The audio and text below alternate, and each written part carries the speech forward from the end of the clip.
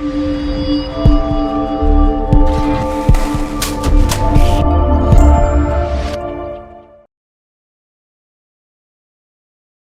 you for joining. My name is Jonathan Johansmeyer. I'm the architectural rep for WR Meadows in the Southeast. Been in condominium restoration 5.5 years in Division 3 and 7. WR Meadows is a family-owned and operated company established in 1926 out of Elgin, Illinois. We are currently headquartered in Hampshire, Illinois, where we have our lab, innovation center, our corporate offices, and so forth. We do have some manufacturing facilities throughout North America, here highlighted in yellow. A lot of the products do come from these localized plants and then is distributed to distribution houses, sale to the projects. And when you think about Meadows, kind of think about that whole building envelope. We have over 300 products in our portfolio, anywhere from below grade wall assemblies to above grade or roof membranes, hot applied or siliconized roof coatings.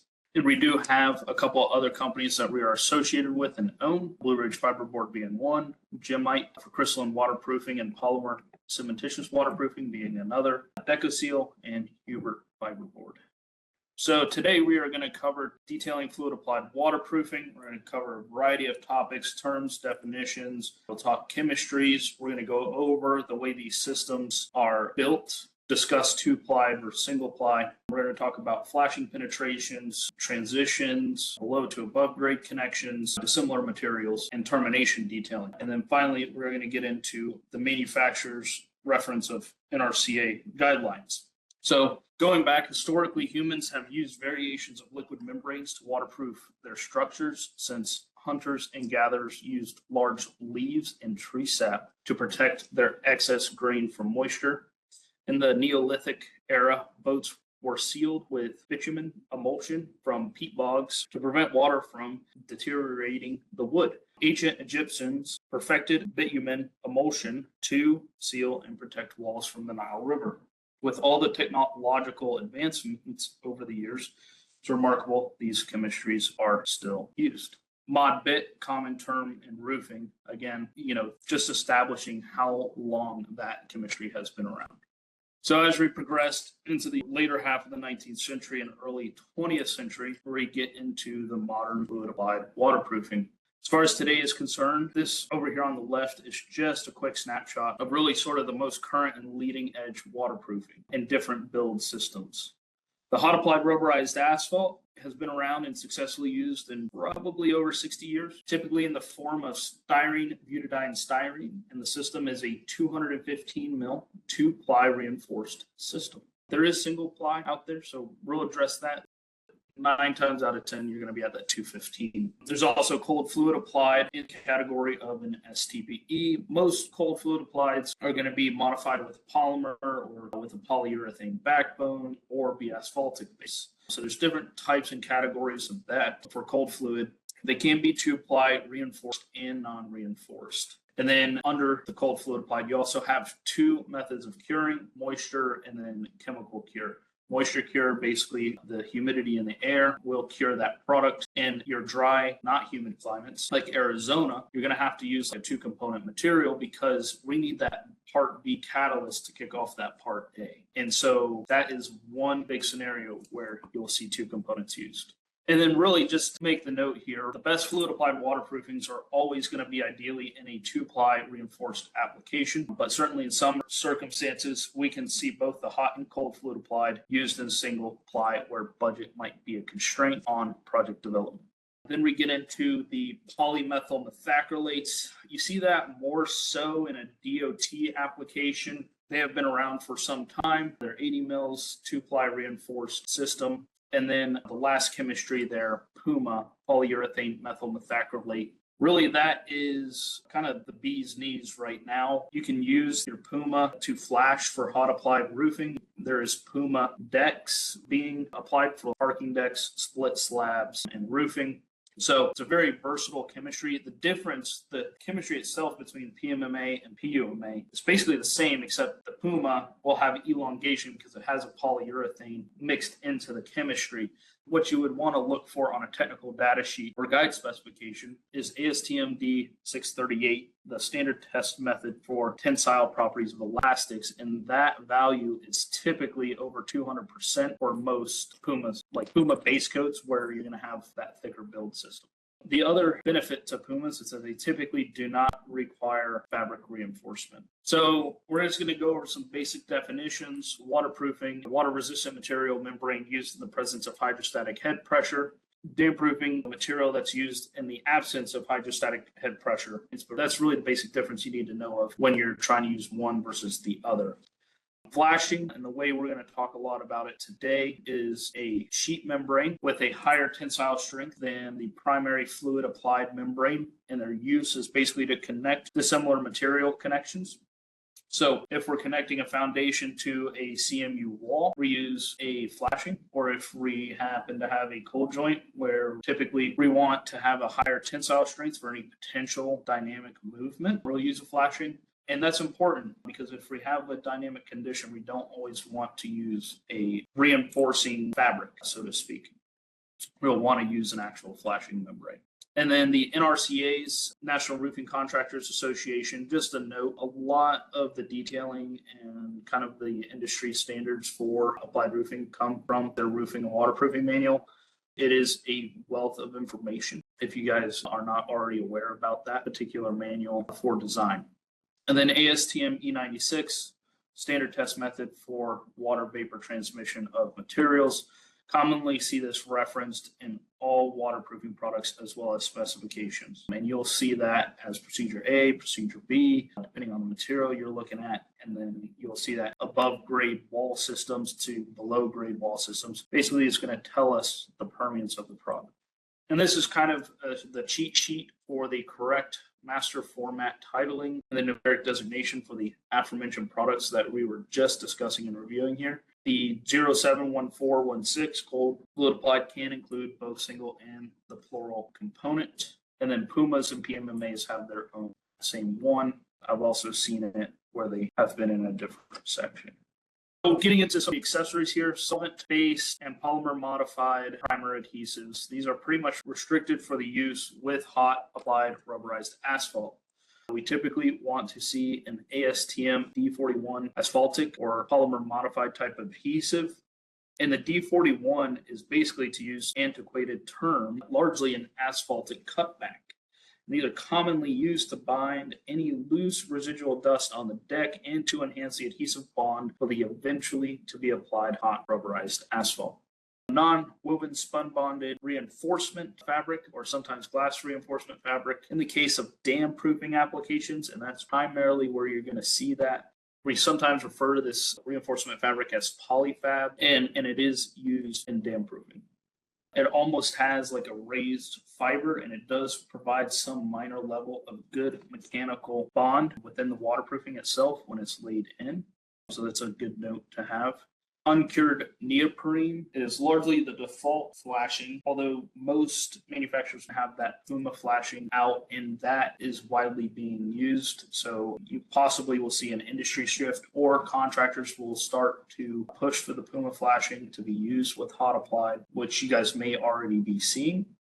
But the neoprene was kind of the default flashing material for hot. And then there are other options, such as a modified asphalt flashing, an SPS membrane that can be used. And depending on the way the contractor wants to sequence the work, that modified asphalt flashing may be applied directly to the substrate with a primer prior to any hot applied going down, giving them a chance to do all their detailing and seam work and everything else prior to even getting a kettle on a roof.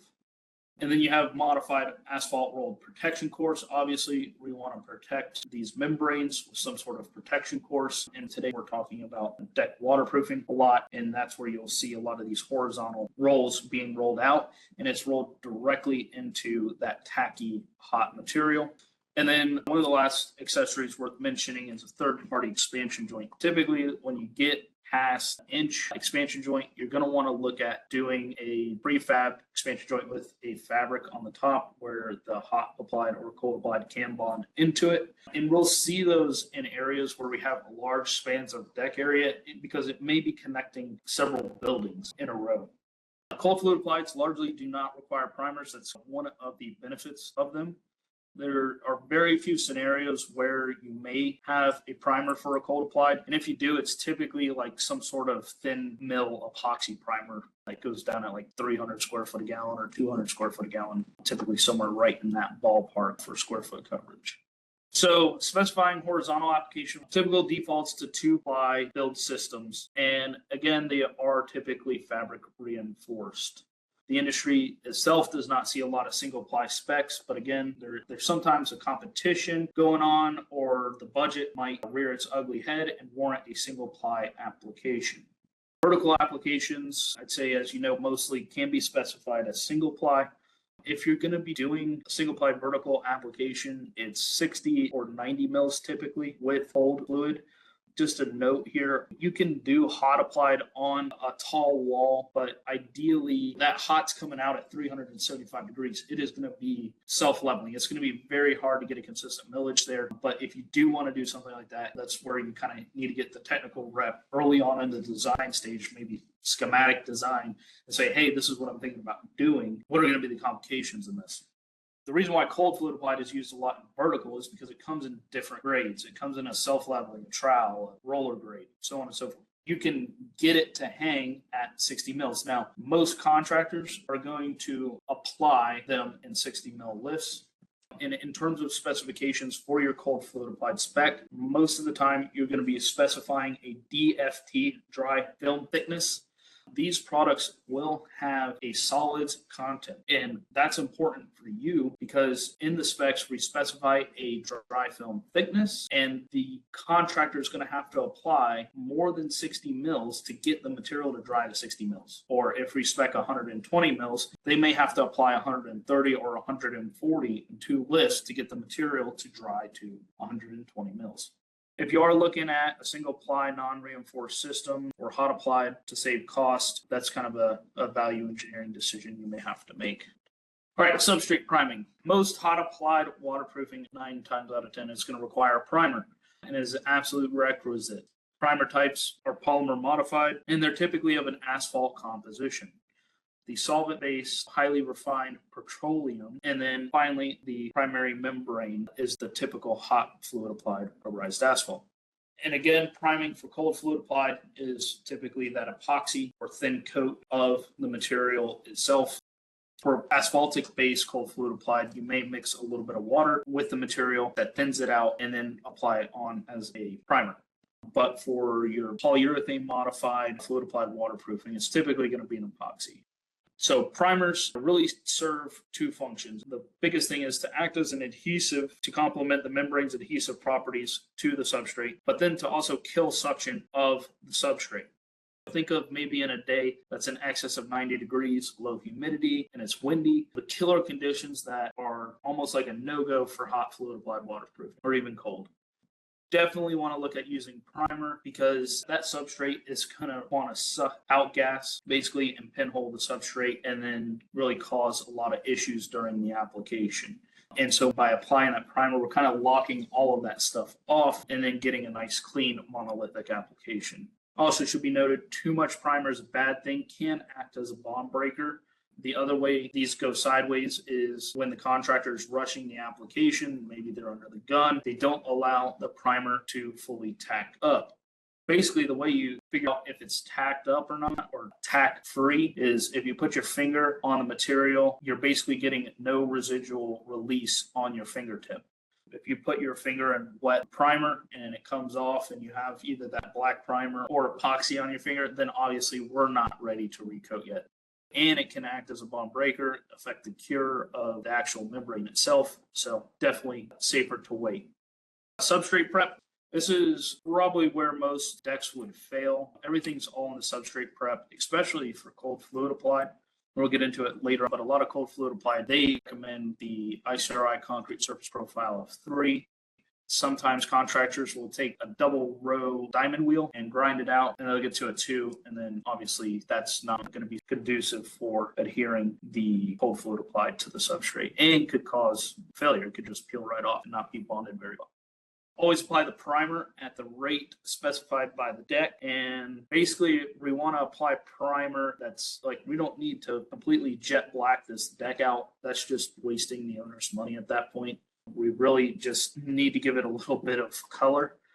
And in waterproofing applications, and specifically the asphaltic types, we always want to specify that we want to have an applicator that is authorized by the manufacturer, ideally trained. Thankfully, most applicators have ample training and they have a good amount of experience in the field, but we don't want to have non-authorized installers working on your projects where something may go wrong.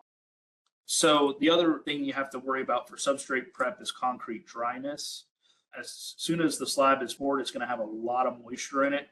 Most cold fluid applieds are able to go on green concrete, so 3 days after pour. Hot applieds are typically 28 days. You can get down into like 14-day, but really you have to do some further testing, like the plastic sheet method, where you take 18-inch by 18-inch plastic sheet, tape it to the deck, let it sit for 24 hours, and then come back and see the next day if there's water underneath or moisture underneath that plastic sheet. And if there is, then we know there's bound water in the slab, and then obviously that's not going to be very good for our coatings. And if you think about it, if we do apply coatings too early on, let's just say a hot applied, and we have that 375-degree liquid that's going on top of this deck with a bunch of moisture, it is going to just basically boil the water out. It's going to off gas and do all sorts of things. The other thing to know is if you do have kind of like that porous substrate for a cold fluid applied, concrete is going to breathe. And I would revert back to my traffic coating days with polyurethane waterproofing. It's always industry recommended to do it in declining temperatures so the concrete's not out like off gassing and it's kind of just sucking everything back in. I know that's not viable for a lot of projects, but definitely one of the better practice methods to use. So components, we have the primer. And again, typically it's going to be that D41 primer that's going to be used. Then we'll have that primary hot rubberized asphalt, and still interestingly specified to the Canadian General Standards Board 37.50, which was ironically withdrawn decades ago, but is still the default specification standard for the type of membranes used. Hot rubberized asphalt with fabric reinforcement. It's a non-woven embedded into the first 90 mils of hot rubberized asphalt, and then we apply another application over the top of that. So it's typically going to be 90 mils going into it, reinforcing fabric, and then a neat coat of 125 mils. The flashing can be uncured neoprene, SBS asphalt, or not listed there as the Puma flashing. Those are the three approved flashing methods. Protection course, you have modified asphalt or rigid asphaltic sheets, just depending on your job site conditions and what you're prescribing. So the primary standard for cold fluid applied is ASTM C836, standard spec for cold fluid applied waterproofing materials for use with separate wearing courses. That's just what most cold fluid applieds follow. And much as the same assembly, you may do reinforcement fabric to lift system. You can use some of the SBS asphaltic sheets for flashing and butyl sheets, hybrid sheets as well. If we have a joint that is moving, that fabric is not going to want to. You hold up like a piece of paper and you try and stretch it, right? It's not really going to want to pull. It may be flexible, but it's not going to want to pull elastically. Same thing with fabric, basically. It has some elasticity to it, obviously more than a piece of paper, but we're going to be restricting this membrane and its elongation the minute we put it in there. That's why sometimes in your inside corners or outside corners, you'll see a SBS asphaltic membrane detailed there by using a joint sealant in the cold joint. And then that sheet, depends on the manufacturer, it could be 6 or 9 inches on center, but placed in that corner and then rolled out. Protection course, SBS, basically same protection courses as the hot applied itself. You don't always have to incorporate all of the three. You can do just a drain board, especially if we're running below grade. You can do your high build system, 120 mils, and then put your drain board on top. But it's got to be with the polymeric backing film. Basically, that film, that little 4-inch film piece, breaks the suction off the cups, so it's not creating pressure on the membrane. So 2-ply versus single ply. Obviously, the 2-ply is just going to be more robust. If we have a planter or deck where we're going to be applying material and then another trade is going to have to come back and work on top of it, right? We're going to want to protect it with protection course where, the high build system is going to be a little more robust and be able to take a little more abuse than your single ply non-reinforced. For cold fluid applied specifically, if you really follow a high build system versus a single build system, the biggest difference there is going to be your water vapor permeance. So if you apply at 60 mils, you may not be at the water vapor permeance that you want, that ASTM E96. So you want to look at that when designing. If we're going below grade, most of the time 120 mil system is going to be a class 1 vapor retarder according to the code. So something to take note of. For hot applied, you can typically get up to 20-year warranties, but it's got to be that 2-ply reinforced. You're pretty much not going to get that with a single ply reinforced. And cold fluids, depending on the chemistry, may give you a 10-year, but typically it's a 5. So concrete consolidation is important, very, very important. Cannot express this enough. Vibrating concrete, as well as the correct water to cement ratio. Many people have seen concrete where there's a lot of spalling, and that is indicative of poor concrete consolidation and certainly correct water to cement ratio. Obviously, we all hopefully know that lower water to cement ratios is going to provide a much stronger and more durable concrete than the inverse. And just something to keep in mind, we want to also make sure that we have a smooth, dry, clean substrate for waterproofing to be applied to. We don't want no bug holes, pock marks, form release oils, and no exposed aggregate. Obviously, the picture here, that's going to be very hard to waterproof. So, and especially, this is a key point that I've been dealing with recently, is especially at the footing. We want to make sure that we have good concrete placement here at the footing. So, and us manufacturers probably need to get a little bit more handle on how far down we want to take the waterproofing itself, ensuring that there's ample space adjacent to the footing if we want to protect the face of the footer with waterproofing. You also, just a note on that too, you can't earth form a footer and then go down the face of the footer with waterproofing. The substrate's just going to be extremely rough and be contaminated with a lot of soils, and the work to prep that is just not going to probably be very budget conducive. So that's another thing. So sometimes you may see the waterproofing stop at the edge of the footer as shown there in that detail. The other thing that you could get into is, like, if you're actually saw a job like this, but concrete was placed and they just let the extra concrete or whatever, they just let this big goop of concrete cure on top of what they just poured.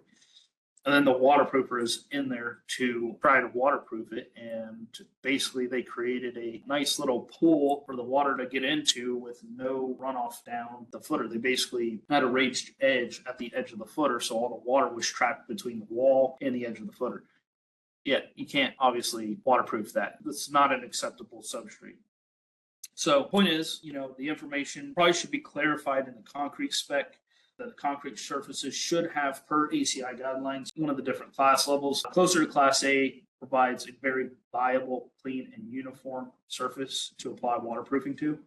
As we get into Class C and D, it's going to be pretty rough and almost impossible to apply waterproofing. And just while we're on the subject of rough surfaces, pretty much no manufacturer is going to recommend waterproofing over split face block CMU. I've ran into it a couple of times here recently. Split faced is a very, very, very rough surface and really hard to get a monolithic membrane and achieve a good millage across it because the surfaces are not very smooth. So if you're bringing 2 block widths below grade or whatnot for your finish system, maybe look at running the waterproofing like it's shown here in this detail on the left. Run it back to the poured in place wall or the CMU structural wall.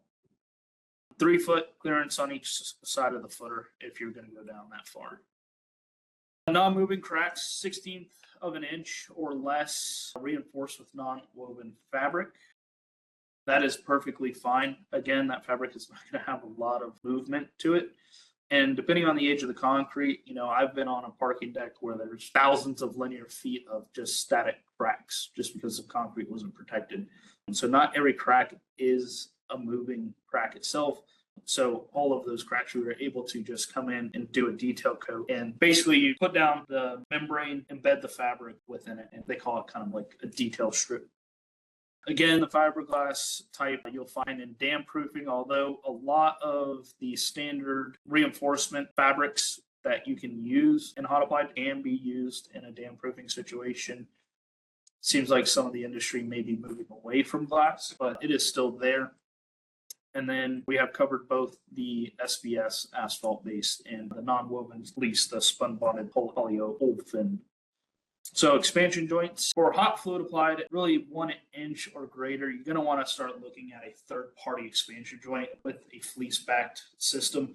You basically can run the hot right over it and it will bond to it. Cold fluid applied, I would say if we're starting to get into that 1.5 to 2 inch joint range, that's when we really start to look at those other systems. Most cold fluid applied products are detailed with sealant. They will have good elongation properties, and they can go up to 1.5 or inch, and you can get a rep to sign off on that. The problem you get to is like if you have a standard polyurethane plus or minus 35% move and you got a 2 inch joint, that is going to fail because it cannot move. The minute you get into 2 inch joints, you're basically going to reduce your movement by 50% as to what is published on the data sheet. So it's very, very important to make sure that we're selecting the correct materials here for this waterproofing. And again, if you do have an expansion joint where we are running sealant, it is going to require that fabric or SBS membrane, really not the fabric, but the SBS membrane or PUMA. And you can see that detail on the previous slide is on the left-hand side now. You got the reinforcing strip, and then we also have a slip sheet, loose laid or inverted, so that we're allowing that joint to actually move and bridge the coating. And I would also say here on the right-hand side, this inside corner detail, that is very good. Some of those measurements are very good. Typically, my training before Meadows has always kind of been 6 inches is for a lot of transitions. And you can never go more than that. Let's say you want to go 9 inches on each side of the surface. That's not a wrong way to do it either. It is completely up to you. The picture on the left covering all of the white fleece with hot rubber. Basically, they're encapsulating that fleece over that joint, and that's going to span it. And you can see the picture there on the right is kind of what that will look like. Let's say that horizontal slab was butted up next to that wall slab, and you wanted to run an SBS membrane. You could do a cove bead of sealant in that 90-degree joint, and you would run your SBS sheet good with primer over that corner. And then you would bring your hot applied reinforced system all the way up that corner itself. So that gives you the option there. PUMA flashing, you can go right up that corner without the sealant. I think this happens quite a bit. There's those inside corners, it's static. If it's all one pour, it's dynamic. If it's 2 pours, obviously we want something that will move in those corners if it needs to, if it's going to be dynamic. So reglets are basically one of the ways you can terminate coatings. If it's basically a saw cut and you run the whole system into the reglet, and that's where it terminates. Termination bars or 10-foot aluminum bars, they have pre-drilled holes. You run a fastener through it and it pins the membrane up to the substrate. And that reglet, kind of there on the right-hand side, that horizontal plaza deck looking detail, that membrane's getting terminated right into it, and that's where it's going to stop. And if you're going to have 2 systems, like an existing system butting up to a new system, you can do a reglet and then do a flashing detail 12 inches over both sides that span it. And that's how you connect. And then that reglet is kind of like where you see that flashing, you'll know a reglet's there. And, then you can determine who owns what, because you may have 2 different manufacturers on the plaza deck. Termination bars should be sealed with termination mastic or an approved sealant. Inside and outside corners, NRCA basically recommends 8 inches for vertical terminations. Depending on the building, the design, and how strict the code official is going to be, you may have something lower than 8 inches. And this is what the new waterproofing to pre-existing waterproofing are going to look like. You have the 1/2 inch by 1/2 inch reglet, and then pre-existing waterproofing, and then that span of 12 inches on each side. Air barrier tie-in. Sometimes you'll have air barriers that can be compatible with the asphaltic membrane, or you may do a transition strip, an SBS 40 mil transition strip to bridge the 2 together. That is perfectly okay. And sometimes maybe even the detail's missing it, but you'll have a metal flashing. Pipe penetrations, NRCA recommends 12-inch offset from pipe to pipe. Obviously, if we have a bunch of pipes together, it's going to be very, very hard to get all of the pipes detailed individually. We want to make sure that we have finger flashing in a manner that runs around the pipe and wrapping onto the penetration. So the fingers is kind of, I call it the octopus, but basically it looks like little octopus legs out on the substrate. And then you can use termination sealant. Bottom right picture, very, very hard detail. When you have situations like that, that's where Puma comes into play because it doesn't require reinforcing fabric. It's a quick setting material. It just smells like a nail salon. But once it's cured out at that hour, it stops emitting odor. If you're going to have penetrations like that, you may just want to box them out and just get one simple clean detail. And this is Puma. We've talked quite a bit about this. They are self-terminating, so you don't need a term bar or a reglet to terminate these coatings. Rebar penetrations, like pictured here, it's shown 8 inches of rebar treated with the termination sealant before. Post-waterproofing penetrations, you'll see this, especially in some split slab conditions or balcony edge conditions where you have T-bar. You're going to maybe at some point have to drill through this, or even in a drain penetration, right? Drill a clean hole, make sure that there's plenty of termination sealant applied into the hole and around the hole. And then typically this whole system comes over that fastener head. So you'll just have to check with the manufacturer because everyone has a little bit different details for drains, especially 2-stage drains. It's going to kind of vary, but we're all kind of pretty much on the same ballpark. That multi-level drain, more commonly referred to as a 2-stage drain, captures water below the finished surface, typically used on the plaza decks and green roofs. Split slabs may also use a 2-stage drain as well. Primary membrane installation, substrate prep, again, CSP of 3. Some manufacturers, you got to go into each technical data sheet, all your rep. Room finish may be okay. Wood float finish may be okay. Steel trowel is not acceptable. And so that's where you just have to check. I tell you, probably most cold fluid applied that you guys will have in your specs today are going to say CSP3. To get to CSP3, you got shot blasting, sandblasting, or mechanically abrading. I've had a lot of success using PCD wheels for abrading those surfaces. And then your primary membrane, we did kind of already talk about this earlier, 2-ply reinforced 60, polyester fabric 60, and then you can do roll protection or drain board, or you can even incorporate rigid insulation into this whole mix. Totally up to you guys. Hot applied, same kind of system build. And this is just showing too that the primary membrane is going down after all the flashing work is done. Sometimes with the neoprene membrane too, you guys may or may not know this, for a hot applied membrane, you have to embed it into the hot material. So the guys are on their hands and knees applying this into corner joints and stuff, and then putting this neoprene rubber into this 375-degree material. And so sometimes if you prefer the cold sheet applied flashing, I would think it's a little safer to apply and you're not under the gun. That 375 degrees is going to start cooling down the minute it comes out of the kettle. Here's a picture of them rolling a neat coat on top of the first coat where the reinforcement fabric is. But really something to point out here is that they are rolling the protection course, the roll protection course into the membrane pretty much right after it's applied while it's still warm and tacky. And like I said, it is going to cool down as soon as it comes out of the kettle. Hot rubberized asphalt protection courses. You have the 0.125 inch and 0.25 inch rigid asphalt protection sheet. It can come in rolled itself.